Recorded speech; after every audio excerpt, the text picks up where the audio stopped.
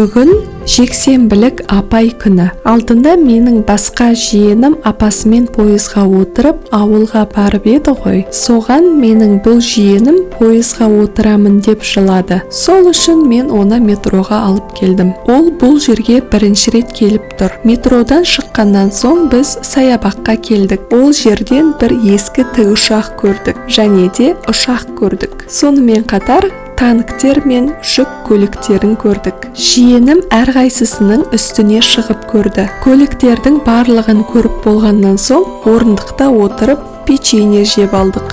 Сөйтіп, жиенімнің өтініші бойынша метроға тағы да түстік. Метро оған ұнап қалған сияқты. Сіздерге осы станцияның ішін көрсетейін. Біз дүкенге балмұздақ алуға кірдік. Біз алданып қалдық. Пойыз басқа жақтан келді. Қайтарда тамақ ішуге келдік. Біз жасымық сорпасын және